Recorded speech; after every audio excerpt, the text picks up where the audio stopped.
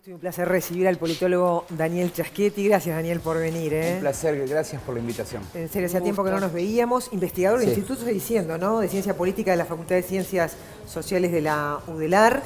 Y bueno, creo que es un buen momento para hablar de cómo le está yendo al gobierno. Hace un mes, 6 de cada 10 aprobaban la gestión del gobierno. Pasó de todo en el medio, ¿no? Sí, adentro pasaron y muchas afuera. cosas. ¿Se acabó la luna de miel, Daniel? Eso lo va a determinar las encuestas y la ciudadanía. En general, el gobierno está haciendo bien las cosas porque su principal tarea es la pandemia. Y la pandemia la ha resuelto de manera correcta. Ha contado con el apoyo del sistema político, de la academia, de la sociedad. Hay un gran compromiso ciudadano en todo esto. Las cosas van saliendo bien y yo creo que eso es lo determinante para la popularidad que tiene el gobierno. Digamos que cuando entró la ley de urgente consideración al Parlamento, entramos como en una nueva fase donde comienza a haber más competencia, más conflicto, y allí comienzan a verse, algunos problemas que yo no dudo en calificar como menores dentro de lo que son las grandes tareas. Porque cuando uno piensa cuáles son las grandes tareas de este gobierno, primero la pandemia, segundo haber aprobado la LUC, como lo está logrando hacer en el Parlamento. Por tanto, digamos que la nota es alta, ¿no?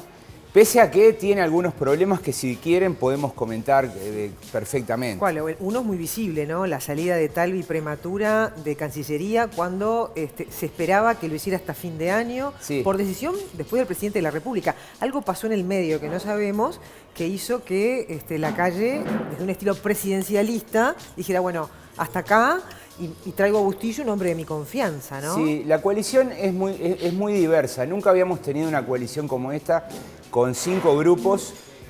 Lacalle Pou negocia bilateralmente con cada uno. No hay una mesa donde estén sentados semana a semana, como por ejemplo pasaba con el gabinete del Frente Amplio, ¿no? Que eran gabinetes en general representativos de las fracciones y había una discusión muy horizontal, ¿no? En el caso de la coalición de gobierno está muy centrada en la figura del presidente y en ese sentido eso puede traer algún tipo de problemas, porque en la medida que un ministro no se lleve bien con el presidente o comienza a discrepar, comienza a hacer ruido. Y en el caso de Talvi se unía, yo creo, algunos errores que él cometió por falta de experiencia, ¿no? Es decir, considerar que la Cancillería era un cargo relevante para influir en el día a día del gobierno es un error, ¿no? Todos sabemos que la Cancillería tiene una propia agenda que tiene que ver con los asuntos internacionales del país. Y si uno quiere influir en el terreno doméstico, necesita tener otra cartera o si no estar en el Parlamento, en el Senado, donde están los líderes. Me parece que Talvi se dio cuenta tarde de eso. Y bueno, esa es una combinación de dificultades. ¿Fue más inteligente Manini en ese sentido? Y tal vez sí, ¿no? Porque si uno quiere pensar en la siguiente elección y construir un partido y mantener las lealtades y recorrer el país, uno tiene las manos libres en el Senado, ¿no? En el Parlamento. Cuando uno está de ministro tiene que estar en el día a día, en la gestión cotidiana, claro. Y eso es... No, y habla como representante del país. Además como ministro, ¿no? Más allá de su partido. Claro. Exacto, tiene una responsabilidad de representar a todos los uruguayos. Pero el tiempo, viéndolos de afuera, ¿fue correcto el tiempo de retirarse o se adelantó, se precipitó? Se adelantó. Él tendría que haber esperado un año, porque además, fíjate que entramos en una etapa donde Uruguay está logrando muchos reconocimientos internacionales, ¿no? Recién ustedes hablaban creo que era el CEO del aeropuerto, sí, ¿no? Y donde él contaba, el reconocimiento que tiene Uruguay por cómo ha combatido la pandemia. Viene una etapa de cosecha y él se va, ¿no? Su reemplazo es impecable, porque Bustillo además es una persona que no solamente es del Partido Nacional, obviamente, pero ha trabajado con los gobiernos del Frente Amplio. Tiene una buena relación con Fernández, ¿no? Notable, ¿no? Entonces es un gran candidato, pero lo cierto es que Talvi debería haber esperado un poco más. Y en ese sentido, me parece que no le salieron tan bien las cosas. Ahora, Daniel, tuvimos una asunción de presidencia pro tempore del Mercosur sin un canciller. De hecho, no había canciller, había un vacío ahí. ¿Eso lesiona la imagen internacional un poquito del Uruguay? Yo diría que, no es lo común, pero digamos que el Mercosur está complicado, ¿no? Si vos mirabas ese escenario, una presidenta que no fue electa en las urnas, la presidenta de Bolivia, un presidente como Bolsonaro, que ha tenido una actitud tan controvertida en tantos temas, desde el medio ambiente hasta la pandemia, la verdad es que, bueno, me parece que esas cosas son un problema, pero pasan más bien desapercibidas, ¿no? Me da la impresión que no va a ser una gran dificultad ni supone una mancha para la foja de Uruguay, ¿no? En materia internacional. Talvi tuiteaba ayer, creo, hacer es la mejor manera de decir de Martí. ¿Eso cómo lo interpretás? ¿Suma en este contexto o sería preferible no...? Digo, tiene todo el derecho de decir lo que quiera, obviamente, pero... Talvi es una persona extremadamente inteligente. Me parece que entró muy tarde a la política y sabés que como en todos los oficios se necesita un tiempo para aprender y me parece que está en ese proceso. Yo creo que ojalá él vaya al Senado, ojalá se quede porque es un aporte importante para la política uruguaya.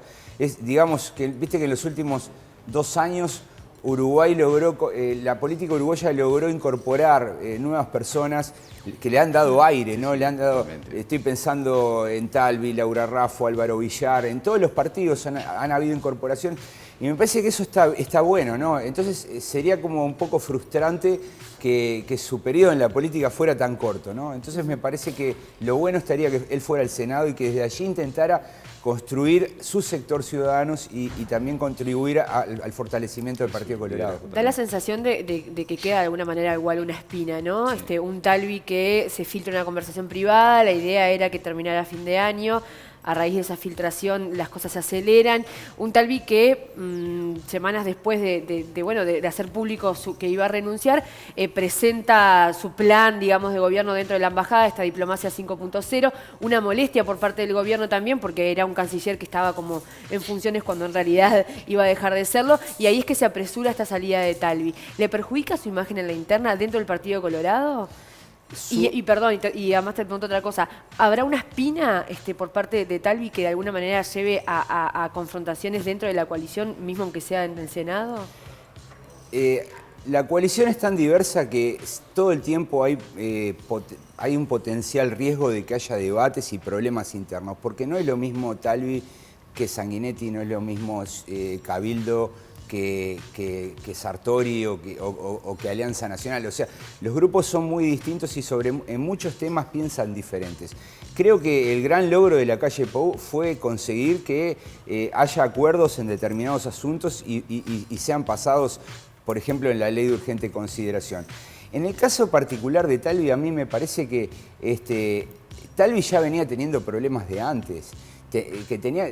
Las diferencias de Talvi tenían que ver no solamente con algunas políticas, por ejemplo el tema Venezuela no había absoluto acuerdo, el tema ahora la elección del presidente del BID no había acuerdo, pero también había problemas con las designaciones. No, ahí hay que tomar en cuenta que Talvi, por ejemplo, bloqueó la designación de Julio Luis Sanguinetti, ¿no? Entonces, eso fue mal visto dentro del Partido Colorado y dentro del sector ballistas. O sea que los problemas venían de antes y es probable que sigan en el futuro. Y eso tiene que ver, me parece, con la idea de Talvi de querer hacer una forma distinta de política, diferente, que tampoco está muy clara, ¿no? Porque, ¿sabés que en Uruguay los estilos de hacer política son difíciles de imponer? Se tienen que construir y tienen que estar basados en lo que se venía haciendo antes, ¿no? Todas las renovaciones violentas, bruscas, son difíciles de imponer, ¿no? Entonces, me parece que, bueno, que sí, que Talvi ha tenido problemas antes y probablemente los tenga en el futuro. Pero bueno, digamos que no son tampoco cosas que no se puedan manejar, ¿no? Claro. Con ingenio se pueden manejar. Daniel, te llevo otro tema, la gestión del MIES a la luz de este fallecimiento de una persona en situación de calle por hipotermia, que es la segunda. Esta segunda, la verdad que fue escandaloso por el contexto, por la descoordinación. Sí. O sea, hay una investigación en este momento abierta, Fiscalía también lo está haciendo, pero de hecho ya se asumió, hasta el propio presidente pidió disculpas y asumió su responsabilidad. ¿Cómo puede fagocitar, digamos, la gestión, esta imagen que al principio decías todavía está tenida de una buena gestión por la pandemia? Sí, fue un episodio trágico porque además, Fíjate que la semana previa Bartol estuvo saliendo mucho a los medios y mostrando que el modelo estaba funcionando, que se habían ampliado los lugares, las camas. Entonces que le ocurra esto es bastante complicado. A mí me parece que, bueno, que esto tiene que ver con dos cosas. Primero, tengo la idea de que en materia de desarrollo social, como que el gobierno actual no estaba absolutamente preparado para tomar las riendas y que hubo como una subestimación sobre lo que el MIDES hacía. El MIDES se encargaba de un número muy amplio de programas, entre ellos el Plan Invierno, que no existe ahora. Lo que existe ahora es un plan de contingencia basado en la pandemia. Es decir, el conjunto de 1.400 lugares que están disponibles están íntimamente relacionados con el plan de contingencias sanitario, frente a la crisis sanitaria. No sé si se entiende lo que estoy diciendo, sí, pero el gobierno anterior tenía un plan específico que se llamaba Plan Plan Invierno. Gente de frío. También moría. Vos decís que acá hay cierta improvisación. Yo creo que me parece que no han tenido tiempo como para poder establecer una política clara, ¿no? Porque, ¿qué ocurre? Acá me parece que me da la impresión como que se creyó que el problema de la gente en la calle era simple, ¿no? Fíjate que hay dos visiones en el gobierno. Una es más bien de seguridad pública y se habla desde la ley, ¿no? La ley de faltas, no pueden estar allí, etcétera, ¿no? Desde la otra perspectiva se dice, bueno, en verdad hay una cuestión humana, tenemos que sacarlo de la calle. Pero en realidad el problema es como bastante más complejo, ¿no? El Frente Amplio no lo pudo resolver. También se le murió gente en la calle. No se le murió gente que fuera rechazada, pero se le murió también, ¿no? O sea, me parece que yo creo que son temas muy complejos que exigen mucha humildad. Y me parece que no he visto eso, ¿no? Por eso, pero que el presidente ya salió... No he visto la humildad, sí, por ejemplo, que tiene Pablo Mieres para cuando sale a hablar y dice, bueno, estamos en un problema gigante, con un desempleo como hace 20 años que no tenemos y necesitamos... Bueno, me parece que ese tono, ¿no? Hay otra estrategia comunicativa, además, ¿no? Sí, sí, Bartol dijo cosas fuertes, ¿no? Que claro, si se hubiese hecho en el 2015 lo que se está haciendo ahora, hoy no habría gente en la calle. Claro, igual el gesto son cosas una apuesta muy fuerte y me parece que estos temas tienen que ser tomados con mucho cuidado, ¿no? Chasquetti, yendo al tema de la ley de urgente consideración que se aprobó en Cámara de Diputados con 32 cambios que luego pasan a Cámara de Senadores, está la posibilidad, bueno, el Frente Amplio está evaluando una llamada a la sociedad, ¿no? Plantear un referéndum. ¿Cuáles son los riesgos que tiene, no? También viendo los índices de aprobación del actual gobierno de llamar a un referéndum por la ley de urgente consideración. Yo no he visto que el Frente Amplio llame, son más bien como militantes. Sí, claro. Eso es lo que vi ayer. Sí, sí, quieren estudiarlo con los grupos sociales también. Sí. Bueno, juntar firmas es subir una montaña, ¿no? Hay que juntar más de 500.000 firmas. Tienen que ser temas muy sentidos. Cuando miramos los antecedentes, vemos que de 5 o 6 intentos en el periodo pasado solamente prosperó el de Jorge Larrañaga, el intento de reforma constitucional. Se juntó firmas para derogar la inclusión financiera y no se juntaron. Para derogar la ley de aguas y no se alcanzaron. Entonces hay que tener un reclamo sentido. A mí me parece que la LUC es un paquete muy grande y lo que deberían hacer los promotores es identificar concretamente qué es lo que quieren sacar. Claro. Voy a poner un ejemplo. El referéndum, tal vez uno de los más recordados, es la ley de empresas públicas, ¿no? Que era una ley bastante amplia. Sin embargo, ese referéndum, que fue obviamente exitoso para los que lo impulsaron, estuvo centrado solamente en 4 artículos. En los artículos de Pluna, de Antel, y no me acuerdo cuál otro era, pero...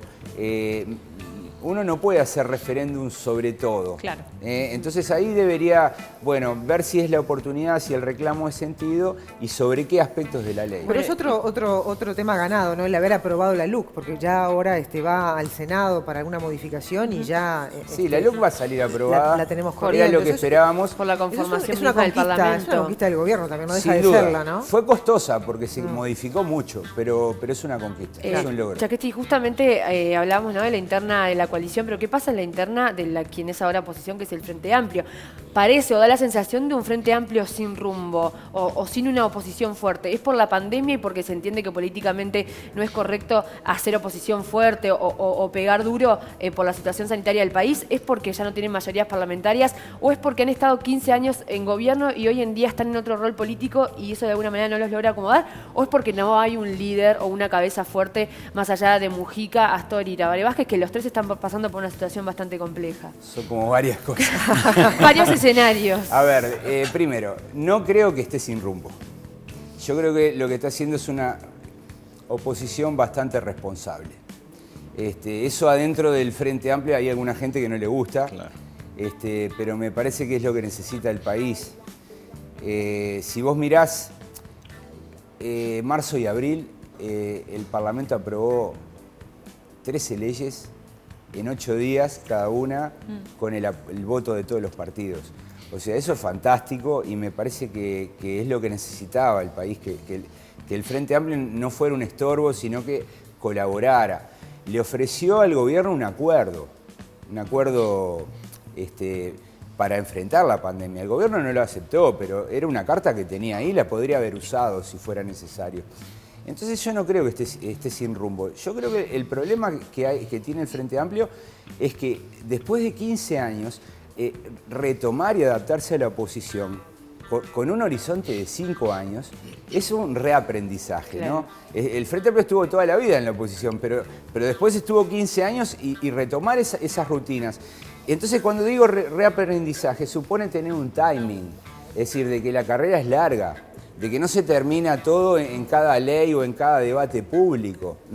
Entonces me parece, y bueno, y después está el tema de los liderazgos, que están en un proceso de renovación y que por un lado Astori, Mujica, Vázquez están ya al final. Fue lo que le pasó al actual gobierno en algún momento, ¿no? Sí, claro, en algún momento aparecieron los Pedro Bordaberry, los Luis Lacalle, el propio Larrañaga en el 2004 era un líder emergente. Bueno, esas transiciones se hacen y me parece que las están haciendo. Yo veo que bueno, está el exintendente de Canelones, Yamandú Orsi, está Mario Vergara, está Carolina Cose. Me parece como que hay figuras que están tomando la antorcha, pero esto es un camino largo. O sea, el Frente Amplio no tiene que pensar en cada ley o en cada debate público, lo que tiene que pensar es en el 2024, ¿no? Claro. Y para eso tiene tiempo.